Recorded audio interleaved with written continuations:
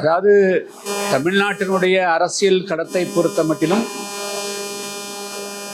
கூட்டணிகள் என்பது அவசியமாகிறது.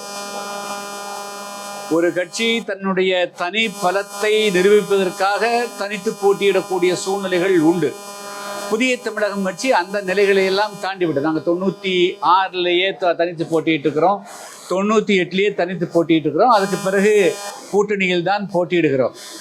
எனவே இப்பொழுது இந்த 2026 பொறுத்த மட்டிலும் புதிய தமிழகம் கட்சிக்கு மிக முக்கியமான காலகட்டம். எனவே நாங்கள் எங்களை ஒரு தென் தமிழகத்தை பொறுத்த மட்டிலும் கணிசமான வாக்குகளை வைத்திருக்கக்கூடிய கட்சி புதிய தமிழகம். அதை மீண்டும் வலுப்படுத்திட்டு வரோம். சரியான நேரத்தில் உரிய நேரத்தில் எந்த கூட்டணி என்பதை டிசம்பர் வாக்கில் மாநாட்டில் அது குறித்து நாங்கள் அறிவிப்போம். ஆமாம், இல்லை, அதாவது ஏடிஎம்கே நாங்கள் எல்லாம் ஒன்றா இருந்தோம். ஏடிஎம்கே பிஜேபியோட போய் சேர்ந்திருக்கிறாங்க. எங்களிடத்தில் எந்த விதமான ஆலோசனையோ கருத்தோ பெறவில்லை. நாங்கள் 2019 நாடாளுமன்ற தேர்தலுக்கு பிறகும் அதுக்கு பிறகு 2024 நாடாளுமன்ற தேர்தலின் போது எல்லாரும் ஒன்றா இருக்கணும்னு சொன்னோம். அப்போ அவர்கள் பிரிந்து அப்போ பிஜேபியிலேருந்து விலகி வந்தாங்க. இப்பொழுது அவர்கள் பிஜேபியோடு போயிருக்கிறார்கள். நாங்கள் எங்கள் எல்லா விதமான அரசியல் சூழ்நிலையும் கணக்கிலே கொண்டு 2026 புதிய தமிழகம் கட்சி சட்டமன்றத்துக்குள் கணிசமான சட்டமன்ற உறுப்பினரோடு வெற்றி பெற்று செல்லணும், ஆட்சி அதிகாரத்தில் பங்கு பெறணும். எனவே உரிய நேரத்தில் எங்களை முதல்ல வலுப்படுத்திக்குவோம். அதுக்கு பிறகு கட்சியினுடைய நலன் தமிழ்நாட்டு மக்களுக்கு ஒரு நல்லது நடக்க வேண்டும் என்ற அடிப்படையில் உரிய நேரத்தில் சரியான முடிவெடுப்போம். இப்பொழுது இந்த நிலையை பொறுத்தளவு நாங்கள் கூட்டணியை பற்றி பேசுவதற்கு உண்டான உகந்த நேரம் இல்லை. முடிவெடுப்பதற்கு அதாவது டிசம்பர் மாதத்தில் மாநாட்டில் தான் அதை கொடுத்து முடிவெடுப்போம்.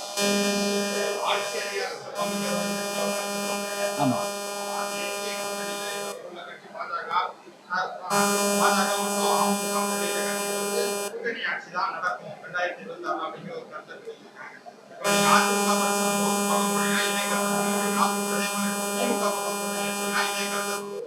இல்லை, நாங்கள் அதிமுக பக்கம் திமுக பக்கங்கிறதெல்லாம் எங்களுடைய மனசுக்குள்ள எதுவும் வச்சுக்கல. தமிழ்நாட்டில் ஒற்றை கட்சி ஆட்சி முறையால் தான் பல அவலங்கள் நடைபெறுகிறது.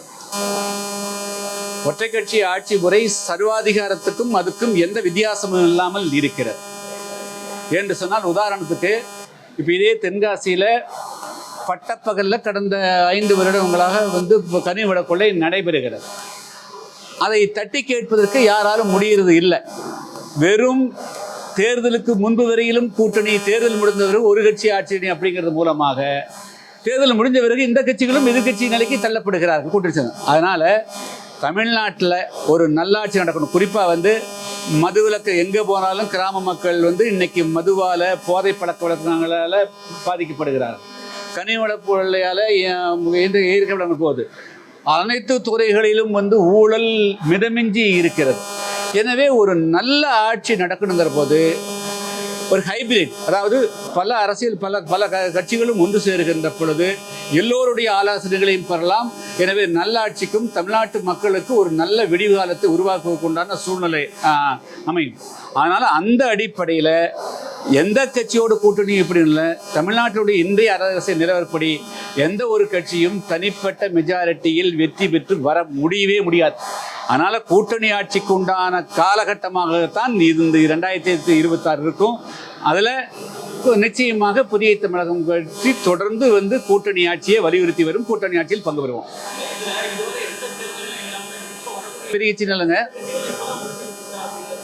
இல்லை, அதாவதுங்க 1999 நாங்கள் மூப்பனார் எல்லாம் சேர்ந்து ஒரு கூட்டணி, அன்று அது தொடர்ந்து இருந்தால் தமிழ்நாட்டில் 2001 கூட்டணி ஆட்சி தான் வந்திருக்குங்க. அதை ஒரு மிஸ் பண்ணிட்டாங்க. அதே போல் 2006 திமுக மைனாரிட்டி 100 சீட்டுக்கு குறைவாக இருந்தது. காங்கிரஸ் சரியாக இருந்தால் அப்பொழுதே கூட்டணி ஆட்சி வந்திருக்கும். எல்லாரும் எல்லா அரசியல் கட்சிகளுமே தமிழ்நாட்டில் கூட்டணி ஆட்சி வளர வேண்டும் என்று தான் நினைக்கிறார், 2 கட்சியை தவிர. அது இந்த தேர்தலில் அது வந்து நடைமுறை வந்துடும், அது அமலாகும். இல்லை, அதாவது நீங்கள் கொள்கையை பேசுவோம். செய்திகளை உடனுக்குடன் தெரிந்து கொள்ள கீழ்கண்ட கேபிள் மற்றும் டிடிஎச் நெட்வொர்க்குகளில் எம்நாடு செய்தி தொலைக்காட்சியை காணுங்கள். பாதகம் செய்பவரை கண்டால் நாம் பயம் கொள்ளலாகாது பாப்பா. மோதி மிதித்துவிடு பாப்பா, அவர் முகத்தில் உமிழ்ந்துவிடு பாப்பா. அண்மை செய்திகளை உடனுக்குடன் தெரிந்து கொள்ள இணைந்திருங்கள் எம்நாடு தொலைக்காட்சியுடன்.